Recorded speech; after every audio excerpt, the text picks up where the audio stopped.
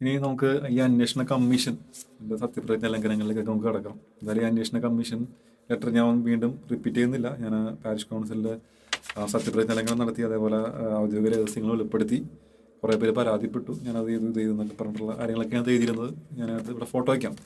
അപ്പോൾ ഈ അന്വേഷണ കമ്മീഷൻ കമ്മിറ്റി അംഗങ്ങൾ എന്ന് പറയുന്നത് ഞാൻ പാർട്ട് 1, പാർട്ട് 2, പാർട്ട് 3 3 വീഡിയോസാണ് അന്ന് CH രാജിലിട്ടിരുന്നത്. അപ്പോൾ പാർട്ട് 1 വീഡിയോ നോക്കിയത് കൈക്കാരനായിരുന്ന ശ്രീ ജോസഫ് കാച്ചപ്പള്ളിച്ചേരനാണ്.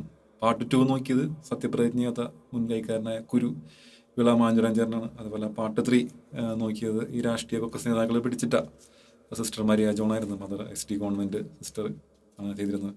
അപ്പോൾ ഈ പാർട്ട് 1, പാർട്ട് 2, പാർട്ട് 3 വീഡിയോയിലോ ഇടവ ഗ്രൂപ്പുകളിലെ എഴുത്ത് പോസ്റ്റുകളിലോ ഒന്നും ഞാൻ SD ഗവൺമെൻറ് സിസ്റ്റേഴ്സിനെ പറ്റി മനഃപൂർവ്വം ഞാൻ ഒഴിവാക്കി നടന്നും ഞാൻ പറഞ്ഞിട്ടില്ല. അപ്പോൾ എനിക്ക് കുഞ്ഞിലെ മുതൽ ഞാൻ കണ്ട കുഞ്ഞിലെ മുതൽ കാണുന്ന SD സിസ്റ്റേഴ്സിനോട് എനിക്ക് ബഹുമാനവും സ്നേഹമുണ്ട്. വളരെ ചുരുക്കി, വളരെ വിഷമത്തോടെയാണെങ്കിലും ഞാൻ ഒരു കാര്യം പറയാണ്.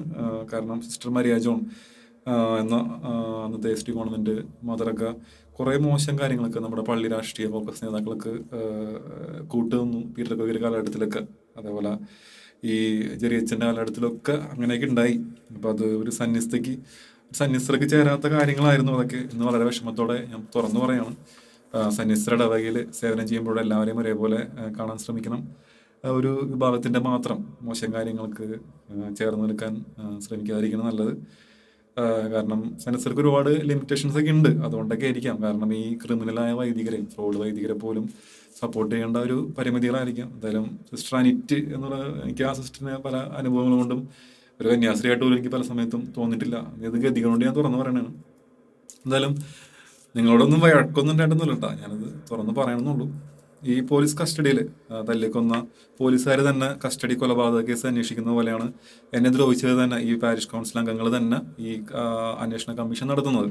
അപ്പോൾ ഈ തട്ടിപ്പ് അന്വേഷണം നടത്തി പേപ്പർ കഷ്ണങ്ങൾ ഇതിനകത്ത് എഴുതിയേക്കുന്ന പോലെ എൻ്റെ വീഡിയോസ് കണ്ട് രാഷ്ട്രീയ കോക്കസിലെ ബുദ്ധിയും ബോധവും ഇല്ലാത്ത തുപ്പൽ വിഴുങ്ങികളായ അച്ഛനോട് പരാതി കൊണ്ടിരണം. കാരണം കാര്യങ്ങൾ മനസ്സിലാക്കാൻ സാമാന്യ വിവരമുള്ള സ്റ്റാൻഡേർഡ് ആയിട്ടുള്ള ആളുകൾ ഒരിക്കലും പരാതി എന്ന് പറയാൻ വഴിയില്ല. ഈ പേപ്പർ കഷ്ണങ്ങൾ പള്ളി രാഷ്ട്രീയ കോൺഗ്രസിൻ്റെ ചട്ടുകമായിട്ട് ചെറിയച്ഛൻ ഒപ്പിട്ടതാണ്. പേനയും മഷിയും വാക്കുകളൊക്കെ രാഷ്ട്രീയ കോൺഗ്രസ് നേതാക്കളുടേതാണ്. രാഷ്ട്രീയ കോൺഗ്രസിൻ്റെ ആശയങ്ങൾ കുടപിടിച്ച് ചെറിയച്ഛൻ തയ്യാറാക്കിയതാണിത്. രാഷ്ട്രീയ കോൺഗ്രസിൻ്റെ ഇടവകയിലെ മോശം കാര്യങ്ങളെ വെള്ളപൂശാനായിട്ടുള്ള അച്ഛൻ കൂട്ടുന്നു. അപ്പോൾ അതിരൂപതയിലെ കുർബാന അലംബ സമര പോരാളികളായിട്ട് ഈ ചെറിയച്ഛൻ ഈ രാഷ്ട്രീയ കോൺഗ്രസ് നേതാക്കളെ ആവശ്യമുണ്ട്. അപ്പോൾ അതൊരു സഹായം വേണം. അതിൻ്റെ ഒരു പരസ്പര അഡ്ജസ്റ്റ്മെൻ്റാണ് ഇവർ തമ്മിലുള്ള. ഈ പാരിഷ് കൗൺസിൽ രഹസ്യങ്ങൾ വീഡിയോയിൽ ഇടവക്കാരോട് പറഞ്ഞു വന്നാണ് ഇതിനകത്ത് പറയുന്ന വേറൊരു ആരോപണം. അപ്പോൾ ഈ ഇടവക്കാർ അറിയാത്ത എന്ത് രഹസ്യമാണ് നിങ്ങൾക്കുള്ളത്, പാരിഷ് കൗൺസിലുള്ളത്? ഈ പാരിഷ് കൗൺസിൽ അഥവാ ഇടവ കൗൺസിൽ എന്നത് കോൺസ്പിറസി കൗൺസിൽ അഥവാ ഗൂഢാലോചന കൗൺസിൽ എന്ന രീതിയിലേക്ക് പല കൗൺസിലുകളായിട്ട് അതപ്പതിച്ചു. ഇപ്പം എന്തായാലും ഈ വീഡിയോ ചെയ്തപ്പോൾ ലെങ്ത് കൂടി പോകൊണ്ടാണ് ഞാൻ വാട്സപ്പിൽ അല്ലെങ്കിൽ യൂട്യൂബിലൊന്നും ഇടില്ലായിരുന്നു. അത് പ്രചരണം നടത്താനായിട്ട് ഞാൻ ശ്രമിച്ചിട്ടില്ല. അപ്പോൾ ഇടവയ്ക്ക് പുറത്തെ വാട്സപ്പ് ഗ്രൂപ്പിലിടെ അല്ലെങ്കിൽ ഫേസ്ബുക്കിലിടെ വാട്സപ്പിൽ സ്റ്റാറ്റസ് ആയിട്ട് ഒന്നും ഞാൻ ചെയ്തിട്ടില്ല. അതിൻ്റെ കുറഞ്ഞ വ്യൂസ് കണ്ടാന്ന് നിങ്ങൾക്ക് മനസ്സിലാവും. അപ്പോൾ ആരും സബ്സ്ക്രൈബ് ചെയ്യരുത്. ബലിയാറ് TV എന്ന പേരിൽ ഇതിനു വേണ്ടി മാത്രം എന്നൊക്കെ പറഞ്ഞാണ് പ്രത്യേകം എഴുതിയിരുന്നു അത്. പിന്നെ കുർബാന തർക്കം എന്ന് യൂട്യൂബിൽ സെർച്ച് ചെയ്ത് കഴിഞ്ഞാൽ ഈ നമ്മുടെ ചെറിയ ഞങ്ങളത്തച്ഛൻ്റെ അടക്കമുള്ള കാര്യങ്ങളൊക്കെ യൂട്യൂബിൽ കിട്ടും. എൻ്റെ ഈ സംഭവമൊന്നും സെർച്ച് ചെയ്താൽ കിട്ടില്ല. അപ്പോൾ ലിജോ ബാബച്ചനെന്ന് ഞാൻ അനുഭവിച്ച മോശം കാര്യങ്ങളുടെ ചെറിയ ഭാഗങ്ങൾ മാത്രമായിരുന്നു ആ വീഡിയോസിലുള്ളത്. മറ്റുള്ളവർക്ക് അത് കെട്ടുകഥകളൊക്കെ ആയിട്ട് തോന്നാം. കാരണം നമ്മൾ അനുഭവിക്കാത്ത കാര്യങ്ങൾ നമുക്ക് കെട്ടുകഥകളായിരിക്കില്ല. അപ്പോൾ നിങ്ങളുടെ അപ്പനോ സഹോദരനോ മകനോ ഒക്കെ ഇതേപോലുള്ള മോശം അനുഭവങ്ങൾ ഉണ്ടായാൽ നിങ്ങൾ പീറ്റർ കോയിക്കരെയും ഇപ്പോൾ ഈ ചെറിയ ഞാളത്തിനൊക്കെ വെള്ള പൂശുന്ന പോലെ ഈ പള്ളി രാഷ്ട്രീയ കോൺഗ്രസ് നേതാക്കളൊക്കെ വെള്ള പൂശുമോ എന്ന് മാത്രം നിങ്ങൾ ചിന്തിക്കുക. ഞാൻ ഈ വീഡിയോയിൽ ഉന്നയിച്ച പല കാര്യങ്ങൾക്കും സത്യം പറഞ്ഞ ഉത്തരവില്ല. ഈ പീറ്റർ കോയിക്കർ എന്ന വൈദിക ക്രിമിനലും നിങ്ങൾ രാഷ്ട്രീയ കോൺഗ്രസും വെള്ളപൂശൽ നടത്തിയതിനും ഉത്തരവില്ല. അപ്പം ഞാൻ ചെയ്ത വീഡിയോയിൽ മറ്റു പാരിഷ് കൗൺസിൽ അംഗങ്ങളോട് നമ്മുടെ അൾത്താരയുടെ മുമ്പിൽ നമ്മുടെ പള്ളി അൾത്താരയുടെ ക്രൂശ് രൂപത്തിൽ നോക്കിയിട്ട് ലിജോ പാപ്പച്ചൻ എന്ന എന്നെക്കുറിച്ച് നുണപ്രചരണം നടത്തിയിട്ടില്ല എന്ന് നെഞ്ചിൽ കൈവച്ച് പറയാമോ എന്ന് ഞാൻ ചോദിച്ചിരുന്നു. അതിനൊന്നും ഉത്തരവില്ല. അതേപോലെ പീറ്റർ കോയിക്കരെ ഞാൻ പീഡിപ്പിച്ചു, തേജോവധം ചെയ്തു, ദുരൌഷധ ചെടികൾ മാറ്റിച്ച് എന്ന് നിങ്ങൾ പറഞ്ഞ വെള്ള പൂശിയ നുണകൾ പ്രചരിപ്പിച്ചത് അങ്ങനെ ചെയ്തില്ല എന്ന് നിങ്ങൾക്ക് നമ്മുടെ ആൾക്കാരിരിക്കുന്ന മാതാവിനെ നോക്കിയിട്ട് അന്തോണി സുണ്ണിയാളെ നോക്കി ജർമ്മൻ അമ്മയെ പുണ്യത നോക്കിയിട്ട് നെഞ്ചിൽ കൈവച്ച് പറയാൻ പറ്റുമോ എന്നൊക്കെ ഞാൻ ചോദിച്ചിരുന്നു. അതിന് ഉത്തരവില്ല. ഞാൻ അവതരിപ്പിച്ച പല സുപ്രധാന കാര്യങ്ങൾക്കും ഉത്തരവില്ല. നിങ്ങൾ തരികയില്ല, കാരണം നിങ്ങളുടെ അധികാരം നഷ്ടപ്പെടും. അപ്പോൾ ഈ വിഷയങ്ങളെ പറ്റിയൊക്കെ തുറന്നൊരു സംവാദത്തിന് നിങ്ങൾ തയ്യാറാണോ? ഞാൻ ഒറ്റയ്ക്ക് നിൽക്കാം. അതായത് ഇടവ് മറ്റേ ഓപ്പൺ സ്പേസിൽ എനിക്കൊരു പ്രൊജക്ടർ സ്ക്രീൻ മാത്രമായി തെളിവുകൾ കാണിക്കാനായിട്ട് നിങ്ങൾക്ക് ഇടവക്കാരുടെ മുൻപിൽ ഞാൻ വീഡിയോയിൽ പറഞ്ഞ കാര്യങ്ങൾ തെറ്റെന്ന് തെളിയിക്കാനായിട്ട് നിങ്ങൾക്ക് പറ്റുമോ? കാരണം ഞാൻ നിങ്ങളെ ക്ഷണിക്കുകയാണ്. ഫുള്ള് ചിലവ് ഫുഡ് കാര്യങ്ങളൊക്കെ ഞാൻ തരാം. സത്യങ്ങൾ പറഞ്ഞുള്ള സംവാദമായിരിക്കണം, നുണകൾ വെച്ചുള്ളത് പറ്റില്ല, പിന്നെ തെളിവും വേണം. എന്തായാലും എൻ്റെ ഭാഗത്തുള്ള സത്യങ്ങൾ ഞാൻ എങ്ങനെ പറയണമായിരുന്നു നിങ്ങൾ തന്നെ പറയും. കാരണം പാരിഷ് കൗൺസിലിൽ നിറയെ ഇവരുടെ ആളുകൾ അതേപോലെ ഒന്നും പറയാൻ സമ്മതിക്കില്ല. ഞാൻ പറഞ്ഞാലും മലമുകളിൽ പോയി പറയുന്നവരാണ്. കാരണം ഞാൻ പറയണത് ഞാൻ തന്നെ തിരിച്ചേക്കണം. അപ്പോൾ പറയാൻ തുടങ്ങിയാൽ ഇവർ പറയാൻ സമ്മതിക്കില്ല, പഴയ കാര്യങ്ങൾ എന്നൊക്കെ പറയും. അതേപോലെ ഞാൻ പറയാൻ ശ്രമിച്ചാണ് കൗൺസിലിരുന്ന ആ അവസാനത്തെ ഒരു കൊല്ലം. അപ്പോൾ പൊതുയോഗമൊക്കെ ഇവരുടെ ആളുകളാണ്, കുടുംബ യൂണിറ്റിലൊക്കെ ഇവരുടെ ആളുകളാണ്, കുടുംബ യൂണിറ്റ് സെൻട്രൽ കൗൺസിലൊക്കെ എല്ലാ പള്ളിയിൽ എന്തൊക്കെയുണ്ടോ അതൊക്കെ ഇവരുടെ ആളുകളാണ്. അപ്പോൾ ചെറിയച്ഛൻ പൊതുയോഗത്തിലാണെങ്കിൽ സംസാരിക്കാനായിട്ട് 2 മിനിറ്റ് 5 മിനിറ്റൊക്കെ ഉള്ള ഇടവക്കാരുടെ തന്നെ. പിന്നെ ഞാൻ എന്ത് ചെയ്യും? അപ്പോൾ ഞാൻ എൻ്റെതായ പറയാനുള്ള ഒരു പ്ലാറ്റ്ഫോം കണ്ടെത്തി അവതരിപ്പിച്ചു. കുർബാന സമരങ്ങൾ യൂട്യൂബിൽ കണ്ടപ്പോൾ ഞാൻ നേരത്തെ വീഡിയോ പറഞ്ഞ പോലെ എനിക്ക് ഐഡിയാസ് കിട്ടി. അപ്പോൾ ദൃശ്യം സിനിമയിലെ ക്ലൈമാക്സിൽ ജോർജ് കുട്ടി എന്ന മോഹൻലാൽ ഈ പറയുന്ന സിദ്ദിഖിനോടും ആശാഹരത്തിനോടും പറയുന്ന പോലെ എൻ്റെ നിരകാലത്ത് തെളിയിക്കാനായിട്ട് എനിക്ക് വേറെ മാർഗം ഉണ്ടായിരുന്നില്ല. കാരണം അതുകൊണ്ടാണ് ഈ വീഡിയോ ചെയ്യാതെ വേറെ വഴി ഉണ്ടായിരുന്നില്ല. അപ്പോൾ ഞാൻ ഈ വീഡിയോ ചെയ്തതിന് പറഞ്ഞുകൊണ്ട് എന്നെ അറസ്റ്റ് ചെയ്യേ അല്ലെങ്കിൽ എന്നെ പരസ്യ വിചാരണ ഇടവക മുറ്റത്ത് നടത്തി പരസ്യ വിചാരണ എടുത്ത് തൂക്കിക്കൊല്ലേ, ഇനി മാനഹാനി കേസ്, സൈബർ കേസാ, അതേപോലെ ആത്മഹത്യാ കേസൊക്കെ കൊടുത്ത് നിങ്ങൾക്ക്, കാരണം നിങ്ങളുടെ ആൾബലം, പണം, ഇടവകയുടെ പണം, അധികാരം എല്ലാം ഉണ്ട്, നിങ്ങൾക്ക് എന്തുകൊണ്ടും ചെയ്യാം. ഞാൻ ഒറ്റയ്ക്കാണ്. അപ്പം ഞാൻ സത്യത്തിൻ്റെ കൂടെയാണെന്നൊരു ഉറച്ച വിശ്വാസം എനിക്കുണ്ട്. ഞാൻ എൻ്റെ ഇടവക കുടുംബത്തിനെതിരെ ഒന്നും പറഞ്ഞിട്ടില്ല, ഇടവകയ്ക്ക് ദോഷമായിട്ടും ഒന്നും പറഞ്ഞിട്ടില്ല. ഒരു പാരിഷ് കൗൺസിൽ അംഗം എന്ന നിലയിൽ പ്രശ്നങ്ങൾ തടയാനാണ് ഞാൻ ശ്രമിച്ചിട്ടുള്ളത്. അപ്പോൾ എന്നെ വിധിക്കുന്നവർ എന്തൊക്കെ വൃത്തികേടുകൾ ഈ ഇടവക സമൂഹത്തിൽ ചെയ്തു കൂട്ടിയെന്ന് സ്വന്തം മനസാക്ഷിയോട് ചോദിക്കുക. പിന്നെ ഈ രാഷ്ട്രീയ കോക്കസിനും ജെറിക്കും ഞാൻ വിശദീകരണം എഴുതി കൊടുക്കേണ്ടിയിരുന്നു എന്ന് ശരിക്കും പറഞ്ഞു. ഞാൻ എഴുതി കൊടുത്തിട്ട് എന്താ കാര്യം? കാരണം ഇപ്പം നിങ്ങൾ വിചാരിക്കണ്ടോ എന്തിനാലും ജെറിച്ചനൊരു വിശദീകരണം എഴുതി കൊടുത്താൽ പോരെ, അത് നിങ്ങൾ പല ചിന്തിക്കുന്ന അപ്പോൾ ആ പ്രശ്നം തീരില്ല നിങ്ങൾ ചിന്തിക്കുന്നുണ്ടാവും. പക്ഷേ ഞാൻ ആദ്യമൊക്കെ കുറേ നാൾ സൈലൻ്റ് ആയിട്ടിരുന്നാണ്, കുറേ കാര്യങ്ങൾ ഞാൻ ക്ഷമിച്ച് സഹിച്ചിരുന്നാണ്. അപ്പോൾ അത് കഴിഞ്ഞാണ് ഞാൻ ഈ തുറന്ന് സംസാരിക്കുന്നത്. അപ്പോൾ ഇനി ഇടവകയിൽ ആർക്കും എന്നെപ്പോലെ ഒരു ദുരവസ്ഥ അനുഭവങ്ങൾ ഉണ്ടാവരുത്. ആരും ഇത്രയ്ക്ക് ഒറ്റപ്പെടാനൊന്നും പാടില്ല. അപ്പം ഞാൻ എൻ്റെ ഈ ഒറ്റയാൾ പോരാട്ടം ഒരു മാതൃക അല്ലെങ്കിൽ പ്രചോദനമാവട്ടെ. ഞാൻ അച്ഛനോട് കഴിഞ്ഞ വീഡിയോ പറഞ്ഞ പോലെ 4.5 മണിക്കൂർ അന്ന് ഓഗസ്റ്റ് മാസത്തിൽ പോയി സംസാരിച്ചിട്ടൊക്കെയാണ് ഈ വീഡിയോ ചെയ്യുന്നത്. അപ്പോൾ ചെറിയ തന്ന ഒരു ടോക്സിക് പുരോഹിതനോട്, ഈ വികാരത്തിനോട് സംസാരിച്ചിട്ട് കാര്യമില്ല എന്നെനിക്ക് പേഴ്സണലായി സംസാരിച്ചിട്ട് കാര്യമില്ലെന്ന് എനിക്ക് ബോധ്യമാകൊണ്ടാണ് ഞാൻ അതിലേക്ക് കടക്കുന്നത്. അപ്പോൾ ഈ വിശദീകരണം എഴുതി കൊടുത്താൽ എന്താവുമായിരുന്നു എന്ന് ചിന്തിച്ചു നോക്കി. കാരണം ഈ ചെറിയച്ഛൻ എൻ്റെ കയ്യിൽ നിന്ന് ഈ വിശദീകരണം എഴുതി മേടിക്കുന്നു. അപ്പോൾ അതുപോലെ പാരിഷ് കൗൺസിലിലെ കോക്കസ് പ്രമുഖ അച്ഛനും കൂടി ഈ ചെറിയച്ഛനും കൂടി കൗൺസിൽ തുടങ്ങുന്നതിന് മുമ്പ് ഒരു രഹസ്യ ചർച്ച നടത്തും എന്ത് ചെയ്യണമെന്ന്. അത് കഴിഞ്ഞിട്ടാണ് ഈ കൗൺസിൽ ആരംഭിക്കും. കൗൺസിൽ പിറ്റേ ദിവസം എപ്പോഴെങ്കിലും കൗൺസിൽ ആരംഭിക്കും, വേറെ സമയം ഈ ഗുളാർജന കഴിഞ്ഞിട്ട്. ബട്ട് ഈ കുറ്റം ചെയ്ത പോലീസുകാരുടെ കൗൺസിൽ തുടങ്ങിയാണ്. അംഗങ്ങളുടെ ഇടയിൽ വിചാരണ, നിരപരാധിയെ കസ്റ്റഡി കൊലപാതകം നടത്തിയ അവരുടെ വട്ടമേശ സമ്മേളനം, ഈ രാഷ്ട്രീയ കോക്കസ് ചെയ്ത ചെറിയച്ഛനെ കൊണ്ട് തന്നെ പ്ലാൻ ചെയ്ത പോലെ ചെറിയച്ഛനെ കൊണ്ട് ഈ വിശദീകരണം ഇത് വായിക്കണം. എന്നിട്ട് ഇവരുടെ തെറ്റുകൾ മറച്ചു വെച്ച് എന്നെ കുറ്റക്കാരനാക്കാനാണല്ല ഈ അന്വേഷണ കമ്മീഷൻ്റെ ഉദ്ദേശം എന്നാണ്.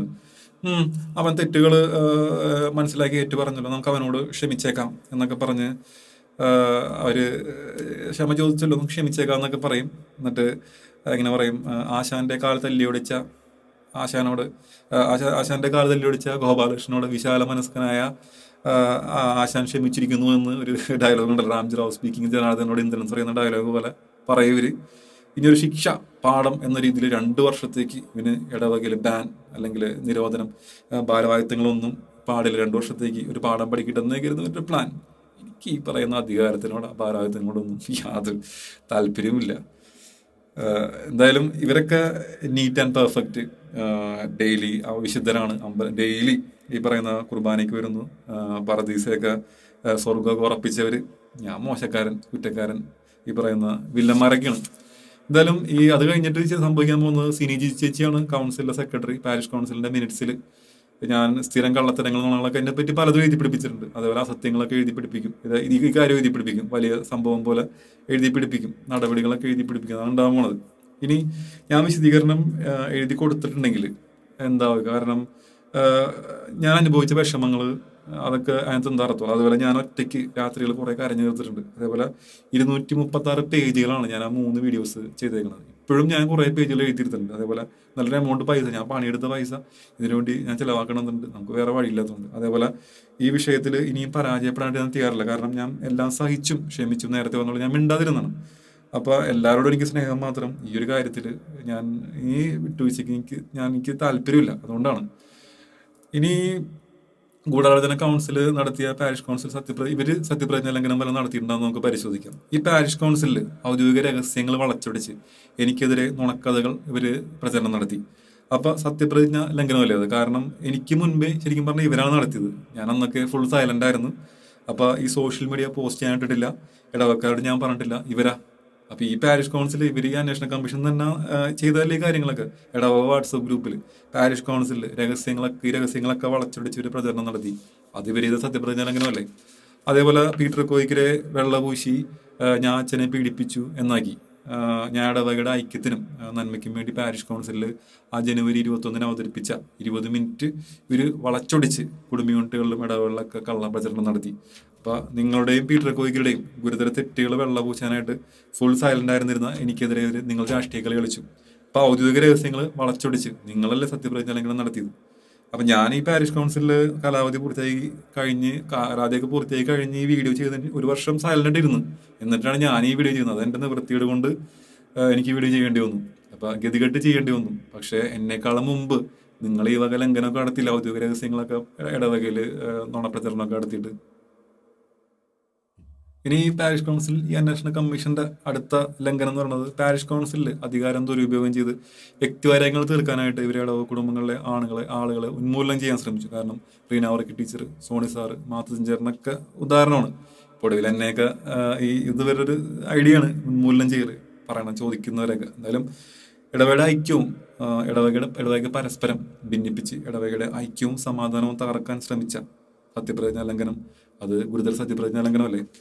എന്തായാലും ശരിക്കും നടപടികൾ വേണ്ടിയിരുന്ന എന്തിനൊക്കെയായിരുന്നു? അതായത് മദ്യപിച്ച് കുർബാന ചെല്ലുക, മദ്യപിച്ച് ദിവ്യകാരുണ്യ ഈശോയെ ഉയർത്തി അപമാനിച്ച പീറ്റർ കോയിക്കർക്ക് ആദ്യം നടപടി വേണമായിരുന്നു. കാരണം ഒരു വെള്ളിയാഴ്ച മദ്യപിച്ച് കുർബാനയിൽ നിന്നു ഇടയ്ക്ക് വെച്ചിട്ട്, അതൊക്കെ അറിയാമല്ലോ, ആ പുള്ളിക്ക് നടപടി വേണമായിരുന്നു. അതേപോലെ ഇടവക്കാരനായ എന്നെ 2 തവണ, അതായത് നവംബർ 8-ാം തീയതി ഈ നമ്മുടെ പള്ളിപ്പെരുന്നാളിന്റെ നോവേന തുടങ്ങുന്ന അന്നും, അതേപോലെ ഡിസംബർ 19-ാം തീയതി ധ്യാനം തുടങ്ങിയ അന്ന് രാത്രിയും എന്നെ മദ്യപിച്ച് എൻ്റെ വളരെ മോശമായിട്ട് എൻ്റെ അപ്പനും അമ്മയ്ക്കും തെറി വിളിച്ച പീറ്റർ കോയിക്കരെതിരെ നടപടി വേണ്ടേ?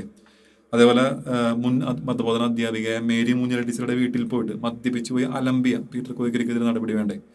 വ്യാജത്തിന്റെ ശേഷിപ്പ് സ്ഥാപിച്ച് ഇടവക്കാരെ വഞ്ചിച്ച ഈ പീറ്റർ കോയിക്കരെതിരെ നടപടി വേണ്ടേ? ഇടവകയുടെ ഐക്യവും സമാധാനം തകർക്കാൻ ശ്രമിച്ച പള്ളി രാഷ്ട്രീയ കോക്കസ് നേതാക്കൾക്കെതിരെയും പീറ്റർ കോയിക്കരെതിരെയും നടപടി വേണ്ടേ? അപ്പൊ എനിക്കെതിരെ മാത്രമല്ല, നിങ്ങളെല്ലാവർക്കും എതിരെ അന്വേഷണം വേണം അല്ലേ? പാപം ചെയ്യാത്തവർ എന്നെ കലറിയാം. ഇനി ഈ അടുത്ത ഈ പാരിഷ് കൗൺസിൽ അതേപോലെ അന്വേഷണ കമ്മീഷൻ നടത്തിയ രാഷ്ട്രീയ കോൺസിൽ നടത്തിയ സത്യപ്രതിജ്ഞ ലംഘനം എന്ന് പറയുന്നത് ഈ എറണാകുളം തെരുവോരങ്ങളിൽ കുർബാന അലമ്പ് സമരത്തിന് പാരിഷ് കൗൺസിൽ അംഗങ്ങൾ പോകുന്നത് സത്യപ്രതിജ്ഞ ലംഘനമല്ലേ? കൈക്കാരൻ ജോസഫ് കാച്ചപ്പള്ളി, രണ്ടാമത്തെ കൈക്കാരനായ സത്യപ്രതിജ്ഞയാത്ത കുരു വിളമാഞ്ഞുരാഞ്ചേട്ടൻ, അതേപോലെ പാരിഷ് കൗൺസിൽ സെക്രട്ടറിയായ സിനിജി ചേച്ചി ഉൾപ്പെടെ പല കൗൺസിൽ അംഗങ്ങളും കുർബാന അലമ്പ് സമരത്തിന് എറണാകുളത്തെ തിരുവോരങ്ങൾ നിരന്തരം ഇടവകളിൽ നിന്ന് വണ്ടി വിളിച്ചും അല്ലാതെയൊക്കെ നേരിട്ടൊക്കെ പോയിണ്ടായി. അപ്പൊ മതബോധന അധ്യാപകരും പോയിട്ടുണ്ട്. അങ്ങനെ പല ഭാരവാഹികളും പോയിട്ടുണ്ട്. അപ്പൊ അത് ഗുരുതര സത്യപ്രതിജ്ഞ ലംഘനമല്ലേ? കാരണം ഔദ്യോഗിക സ്ഥാനങ്ങളിൽ ഇരിക്കുന്നവര് ഇതിലൊക്കെ നിഷ്പക്ഷമായിട്ടല്ലേ നിൽക്കേണ്ടത്? അപ്പൊ ഇത് ഗുരുതര സത്യപ്രതിജ്ഞ ലംഘനമല്ലേ? ഇനി എന്നെ പള്ളിയിൽ നിന്ന് പുറത്താക്കാൻ നോക്കിയിട്ട് ഇപ്പോൾ സ്വതന്ത്ര പാരിഷ് കൗൺസിൽ അംഗീകാരം ഇല്ലാത്തതൊക്കെ കൂടേണ്ട ഗതികളൊക്കെ. അപ്പൊ ഈ പുതിയ പാരിഷ് കൗൺസിലിന്റെ സത്യപ്രതിജ്ഞ ലംഘനം എന്താണെന്ന് നമുക്ക് നോക്കാം. അതായത് സ്വതന്ത്ര പാരിഷ് കൗൺസിലിന്റെ സത്യപ്രതിജ്ഞ ലംഘനം ഈ 2021 മുതലുള്ള പള്ളിക്കണക്കുകൾ ഓഡിറ്റിംഗ് നടത്താതെ സഭയുടെയും മാർപ്പാപ്പയുടെയും അംഗീകാരവും അനുമതിയും ഇല്ലാതെ സ്വതന്ത്ര പാരിഷ് കൗൺസിൽ സത്യപ്രതിജ്ഞ ചെയ്തത് തന്നെ ഗുരുതര സത്യപ്രതിജ്ഞ ലംഘനമല്ലേ? അല്ലേ? അത് അടുത്തത്, ഇനി ഇടവകയുടെ പൊതുപണം ഈ അംഗീകാരമില്ലാത്ത കൗൺസിൽ അന്യായമായിട്ട് ചെലവഴിക്കുന്നുണ്ടെങ്കിൽ അത് ഗുരുതര സത്യപ്രതിജ്ഞ ലംഘനമല്ലേ? അല്ലേ? ഇനി ഈ പാരിഷ് കൗൺസിൽ യോഗത്തിൽ അംഗങ്ങൾ തമ്മിൽ നടന്ന അടിപിടി അക്രമമൊക്കെ നടക്കുകയുണ്ടായി. തെറിവിളി അക്രമങ്ങളൊക്കെ. അതായത് 2025 ഏപ്രിൽ 5-ാം തീയതി നടന്ന പാരിഷ് കൗൺസിൽ അംഗങ്ങൾ തമ്മിൽ പരസ്പരം വാക്കേറ്റം, തെറിവിളി, അടിപിടിയൊക്കെ ഉണ്ടായി. അത് ഗുരുതര സത്യപ്രതിജ്ഞ ലംഘനമല്ലേ? അതായത് ആ മാസത്തിൽ നോമ്പിന്റെ എൻ്റെ അങ്കിളിന്റെ ഒരു ആണ്ടുകളൊക്കെ ഉണ്ടായി. ആണ്ട് കിടന്നപ്പോൾ ഞങ്ങൾ വെജിന്റെ ഒപ്പം നോൺ വെജ് വെച്ചു എന്നും പറഞ്ഞ് നോമ്പിന്റെ വ്രതശുദ്ധി നഷ്ടപ്പെടുമെന്ന് സിമിത്തേരിയിൽ വന്ന് ഓഫീസ് കൊളമാക്കാൻ നോക്കി, ഞങ്ങളുടെ പരിപാടി കൊളമാക്കാൻ നോക്കിയിരുന്നു ചെറിയ ഞാളയത്ത്. അത് കഴിഞ്ഞ് ഈ ഓശാനത്തിയുടെ തലയാഴ്ചയിലാണ് അതും നോമ്പുകാല വ്രതശുദ്ധിയുടെ നാളുകളിലാണ് ഈ അടിപിടി നടന്നത്. അയ്യോ, ഗംഭീരം എന്തായാലും കേട്ടാ. അപ്പൊ ഈ പാരിഷ് കൗൺസിൽ മെമ്പർമാര് നോർത്ത് പറവൂർ പോലീസ് സ്റ്റേഷനിൽ ക്രിമിനൽ കേസിലെ പ്രതികളാണ് ഇതിനകത്ത്. അതായത് ഒന്നാം പ്രതി കച്ചേരിപ്പടി സ്വാതന്ത്ര്യ ഇടവകയിലെ സസ്പെൻഷനിലായ വികാരി ഫാദർ ജെറീനാളകത്ത്, രണ്ടാം പ്രതി കച്ചേരിപ്പടി സ്വാതന്ത്ര്യ ഇടവകയിലെ കൈക്കാരൻ ശ്രീ വിനു മണ്ണകത്ത്, മൂന്നാം പ്രതി എന്ന് പറയുന്നത് കച്ചേരിപ്പടി ഇടവകയിലെ മതബോധന അധ്യാപകനും CLC പ്രസിഡന്റുമായ ശ്രീ സിജോ കുട്ടാല. എന്തായാലും നാലാം പ്രതി കച്ചേരിപ്പടി ഇടവകയിലെ സത്യപ്രതിജ്ഞ ചെയ്യാത്ത മുൻ കൈക്കാരൻ ശ്രീ കുരുവിള മാഞ്ഞുരാഞ്ഞേട്ടൻ. കൂടാതെ ഈ പാരിഷ് കൗൺസിൽ അടിപിടിയുടെ കാര്യങ്ങൾ യൂട്യൂബിൽ പബ്ലിഷ് ചെയ്യുകയുണ്ടായി ഇവര്. അത് ഗുരുതര സത്യപ്രതിജ്ഞ ലംഘനമല്ലേ? അതും കുർബാന ലംബ സമരത്തിന് മാത്രം രൂപീകരിക്കപ്പെട്ട ഏകം യൂട്യൂബ് ചാനലിൽ പട്ടച്ചാരായ ഒഴിച്ച് കൊട്ടാരം മൊത്തം നാറ്റിച്ചു ഇവർ ശരിക്കും പറഞ്ഞാൽ. ഇനി ആ യൂട്യൂബ് ചാനലിൽ ഇടവക്കാർക്കും ഇടവകയ്ക്ക് പുറത്തുള്ളവർക്കും ആർക്കും കാണാവുന്ന രീതിയിൽ പബ്ലിക്കായിട്ട് ഇവർ അത് ഷെയർ ചെയ്തു ആ യൂട്യൂബ് വീഡിയോ. അത് April 7, 2025. ഇടവകയുടെ ഔദ്യോഗിക രഹസ്യങ്ങൾ, പാരിഷ് കൗൺസിലിന്റെ രഹസ്യങ്ങൾ, ഉദ്യോഗ രഹസ്യങ്ങളെല്ലാം പലരുടെയും പേര് വെളിപ്പെടുത്തിക്കൊണ്ട് തന്നെ അതിൽ പറഞ്ഞേക്കണം. അയ്യോ, ഗുരുതര സത്യപ്രതിജ്ഞ ലംഘനം. കൂടാതെ പാരിഷ് കൗൺസിൽ അംഗങ്ങൾ ആ യൂട്യൂബ് ചാനലിൽ കമന്റ് എഴുതിയിട്ടേക്കണം. ഇടവകയുടെ ഔദ്യോഗിക രഹസ്യങ്ങൾ പബ്ലിക്കായി പറഞ്ഞിരിക്കുന്നു, കമന്റായിട്ട് രേഖപ്പെടുത്തിയിരിക്കണം. എന്റെ തൊലിയൊലിഞ്ഞു പോകുന്നത് ഓർത്തിട്ട് തന്നെ. അതായത് മറ്റൊരു പാരിഷ് കൗൺസിൽ മെമ്പറായ സി ജോൺ പോൾ പാത്തികുളങ്ങര മറ്റൊരു യൂട്യൂബ് ചാനലുകളിൽ ഈ അടിപിടിയുടെ യൂട്യൂബ് വീഡിയോ ചെയ്യുകയുണ്ടായി. ഗുരുതര സത്യപ്രതിജ്ഞ ലംഘനമല്ലേ അത്? കാരണം കൂടാതെ മറ്റ് പാരിഷ് കൗൺസിൽ അംഗങ്ങൾ അതിലും കമന്റ് രേഖപ്പെടുത്തിയിരിക്കുന്നു. ഇടവകയുടെ ഔദ്യോഗിക രഹസ്യങ്ങൾ അതേപോലെ പബ്ലിക്കായിട്ട് ആർക്കും കാണാവുന്ന വിധത്തിൽ ഇവർ എഴുതിയിരിക്കുന്ന കമന്റായിട്ട്.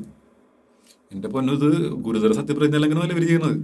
അതുപോലെ പാരിഷ് കൗൺസിൽ മറ്റൊരു സത്യപ്രതിജ്ഞ ലംഘനം കൂടി നടത്തുകയുണ്ടായി.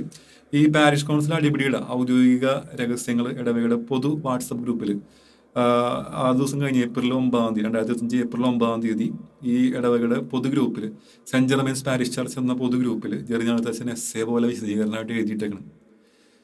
അത് മറ്റ് പാരിഷ് കൗൺസിൽ അംഗങ്ങളാ ആ ജെറിഞ്ഞാളത്ത് എഴുതിയ ആ എഴുത്തിന് തമ്പ്, ലൈക്ക്, ലവ്, പൂക്കള് എല്ലാം കൊടുത്തേക്കണം. അയ്യോ, ഗുരുതര സത്യപ്രതിജ്ഞ ലംഘനം. അതായത് ലിജോ പാപ്പച്ചൻ എന്ന ഞാൻ എനിക്ക് നേരിട്ട മോശം കാര്യങ്ങൾ, മോശം അനുഭവങ്ങൾ, യഥാർത്ഥ വസ്തുതകൾ essay പോലെ എഴുതിയിട്ട തെറ്റ്, ഇടവക ഗ്രൂപ്പിൽ എഴുതിയ തെറ്റ്, അതെന്തായാലും ഈ വിശദീകരണ വീഡിയോ യൂട്യൂബിൽ ചെയ്ത തെറ്റ്, വിശദീകരണ എഴുത്തുകൾ എഴുതിയ തെറ്റ്.